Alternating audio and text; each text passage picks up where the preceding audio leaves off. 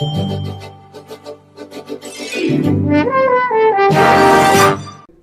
back here in the final segment of our program, Jones and Company. We're enjoying our conversation today with the Member of Parliament for South Beach and the Minister of Education, Mr. Jeff Lloyd, who we are throwing as many questions as we possibly can in this short period of time.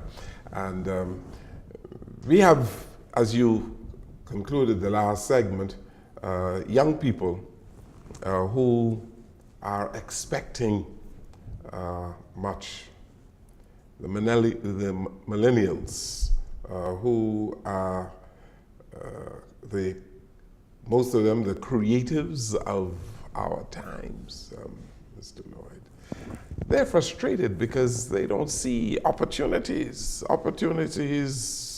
for them to grow and flourish, because they claim that the economy is not strong enough. There's a lot of disappointment out there, don't you agree? Oh, of course, Mr. Jones. No different than it was in our time. Do you remember when you and I were young reporters at ZNS? We too were agitated.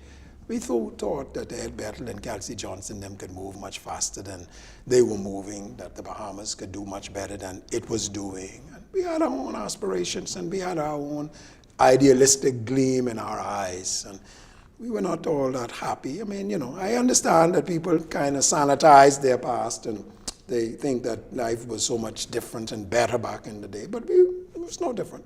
Same thing. The same thing that we face today. You think these young people today are too impatient? Oh, no question about it.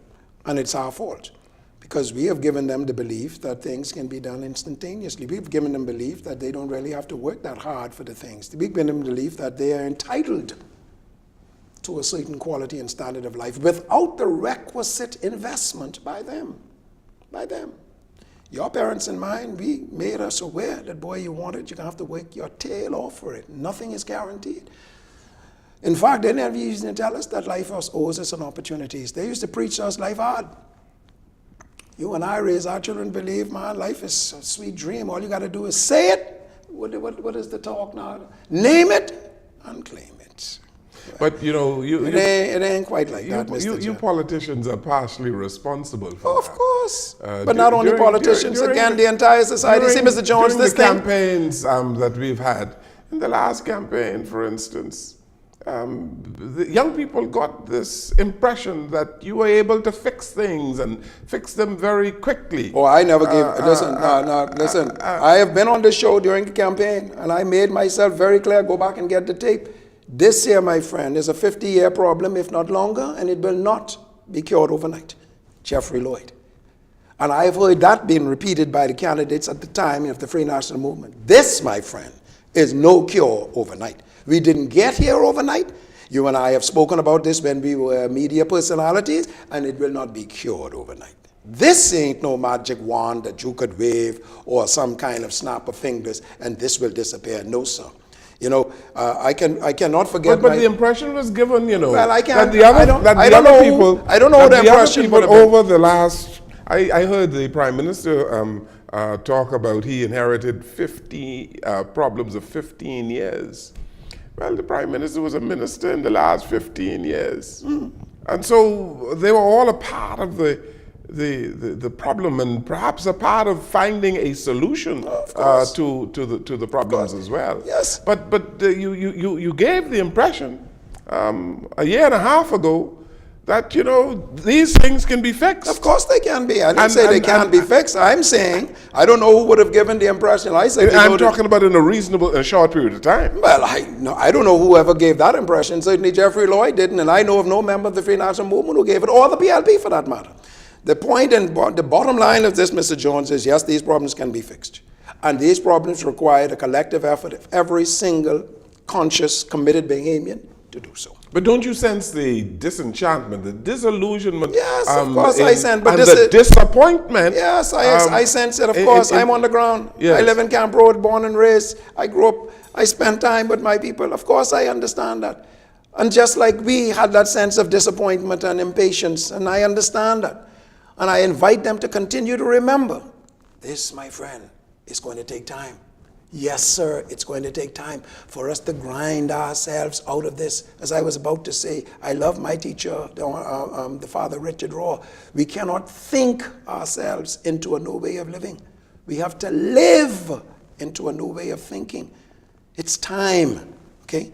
Nothing in nature happens overnight. You and I, from the time that we are born, before we get to be something of a self-sufficiency, is nearly 20 years, okay? There's a process.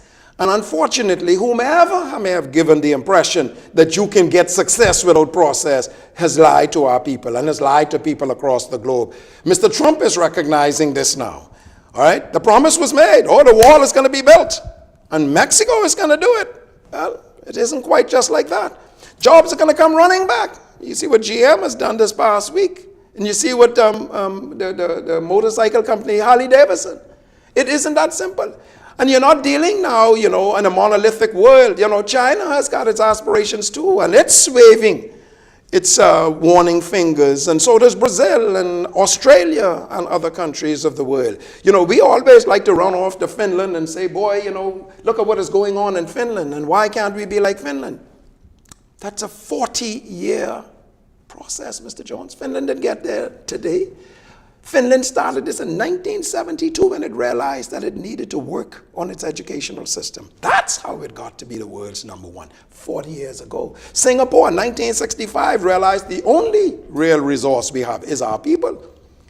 And we've got to make investments in them. That's how Singapore from 65 got to be where it is today. Oh, there ain't no magic wand to this, sir. And anyone, unfortunately, who makes you believe, my beloved family out there, that there is, please, they are misleading you. Because this is the Edmund Moxie ethic of the day. Muscle and guts. So remember that, 1972? No, absolutely. You and I were guests coming into ZNS. Absolutely. That's what it takes. So you are not at all surprised of the changes that we see in governments, not only in the Bahamas, but in the region. The level of impatience, the seesawing of the electorate between government and opposition over the last 20 years or so. And it is going to continue, isn't that right? Well, I don't know whether it's going to continue. The Bahamian people will have that decision to make whenever the time comes for that decision. But yes, I am somewhat surprised, not entirely surprised at the level of impatience, especially coming from certain quarters of our society, who are, I consider, the more mature, the more seasoned, who should, I thought, have understood what it takes in order for substantive transformational change to occur.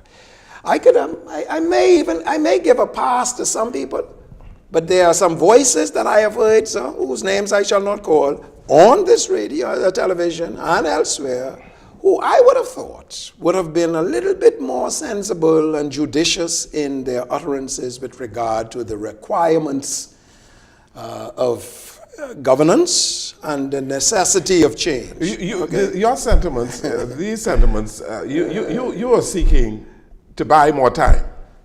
I thought that when the Bahamian people voted in May of 2017, they voted for a 5-year term. This was the impression I got. Now, if there's something different, then you should tell me. I thought they were voting for a 5-year term. I didn't know that they were voting for a 12-year term, 12-month term, an 18-month term, or 24-month term. You and I were on Love 97, and I remember interviewing Mr. Hubert Ingram. And Mr. Ingram, we talked about, the people being impatient and this jobs, and so on and so forth. And Mr. Ingram gave that same response I just gave. He said, I thought that when the people voted in 92 or whatever time it was, they had voted for a 5-year term. I didn't know that the report card came due after 18 months. I mean, that's like putting a student in class in September and all of a sudden you ask that the student now prove himself after November. I thought that it's the end of the year. I thought it was at the end of a particular cycle that you could now say, okay, let me take a look. You said this, let me see if you did. If you said that, let me see if you... That's what I thought. But again, that's the people's right to have their expectations. It's our right to invite them to understand what it takes. And I believe that as a government, we could do far better as a public relations exercise. But I think as a government, we have laid out before the Bahamian people what the circumstances are. Give yourself a grade as we close the show. No, you mean over Jeffrey the last, Lloyd? No, I'm talking about the government for a performance over the last year and a half. B plus. B plus. B plus. Very good. You mean Jeffrey Lloyd, yeah. I know you'll give yourself an A. No, I wouldn't give myself an A. I could do far better, and we could do far better in the ministry. Yes, we have done well. We have done well, all things considered. We have a ways to go. Yes, sir. We have a ways to go. But you think the government deserves a B plus? Oh, yes, no question about it. Considering what we met, where we are, the first time in the last 10 years, you will see above 2% growth in this economy. First time in 2 years. What is the percentage of crime reduction? We are going to see this economy grow? Well, it's already at now over 2%, and it's projected by the IMF to grow over 2%. First time in 10 years it's been that way. You really believe the economy of the Bahamas is growing? I asking you, Mr. Jones, take a look at the stats. You don't have to get my word. No, but I see Go the and stats. see. Go to the stats. central. I see your revenue figures. Go to the central bank and take a look at the economy. Figures? Yes, sir. In any other society, in any other administration, a 30+% reduction in crime, you and I, that used to be the topic of our conversations on the radio. You are really happy with the I didn't say that. I didn't say that. All right. I didn't say that. Don't forget I'm a journalist too. I didn't say anything about being happy. I didn't say. Nowhere near happy. I said that the economy this year, fiscal year, is going to grow over 2% for the first time in 10 years. This economy. Okay. We're going to have you back. Anytime. We're going to have you back to measure the growth of the economy. Absolutely. And I thank you so very much for being here today. It's my great honor. You've always been good to us. You're, like they say, you're a scholar and a gentleman. Thank you very much. Appreciate it, Mr. Jones. Thank you very much. Thank you for being here today, Mr. Lloyd. Thank you for listening to our program too, and good evening, everyone.